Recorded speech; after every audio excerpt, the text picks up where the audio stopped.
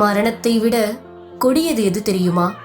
நேற்று நம்முடன் சிரித்து பேசி விளையாடிய ஒரு நண்பனை இன்று சடலமாக பேழைக்குள் பார்ப்பதுதான். ஆம், இலங்கையின் முல்லைத்தீவு மண்ணையே இன்று சோகக் கடலில் ஆழ்த்தியிருக்கிறது ஒரு நெஞ்சை உருக்கும் காட்சி.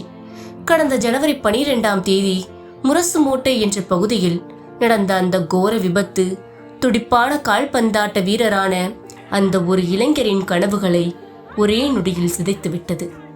விளையாட்டு என்பது முல்லைத்தீவில் வெறும் பொழுதுபோக்கு அல்ல, அதுதான் அவர்களின் உயிர். அதிலும் உயிரிழந்த வாலிபருக்கும் அவரது நண்பர்களுக்கும் கால்பந்து மைதானம் என்பது ஒவ்வொரு நாளும் வியர்வை சிந்தி வெற்றிகளை பகிர்ந்து கொண்ட புனிதமான இடம். தன்னுடன் விளையாடிய நண்பன் இனி எழுந்து வரமாட்டான் என்று தெரிந்தும் அந்த நண்பனின் கடைசி ஆசையை நிறைவேற்ற அவனது சக வீரர்கள் செய்த காரியம் இருக்கிறதே, அது பார்ப்பவர்கள் எவரையும் கல் நெஞ்சாயினும் கரையச் செய்யும்.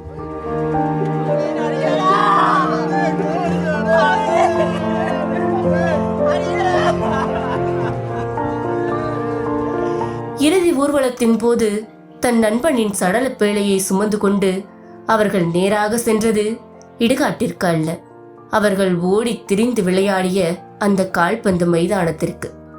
அங்கே கோல் போஸ்டிற்கு அருகே நண்பனின் உடலை வைத்து ஒரு பந்தை மெதுவாக உருட்டிவிட்டு அந்த பேழையாலேயே பந்தை மோதச் செய்து ஒரு இறுதி கோல் அடித்தார்கள்.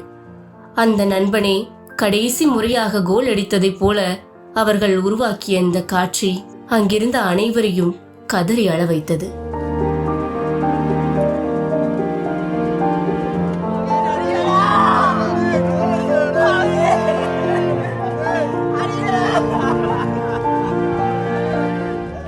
மச்சான் எழுந்து வாடா, இன்னும் ஒரு கோல் அடிக்கலாம் என்று அவர்கள் அழுத குரல் அந்த மைதானம் எங்கும் எதிரொலித்தது. தோளோடு தோள் நின்ற நண்பனை ஒரு பெட்டிக்குள் வைத்து மைதானத்தில் பார்ப்போம் என்று அவர்கள் கனவிலும் நினைத்திருக்க மாட்டார்கள். இந்த காட்சிகள் இப்போது சமூக வலைதளங்களில் வைரலாகி பார்ப்பவர்கள் கண்களில் கண்ணீரை வரவழைக்கின்றன. மரணம் ஒரு மனிதனை பிரிக்கலாம், ஆனால் அந்த ஆன்மாக்களுக்கு இடையே இருந்த நட்பை பிரிக்க முடியாது என்பதற்கு இந்த இறுதி கோல் ஒரு சாட்சி.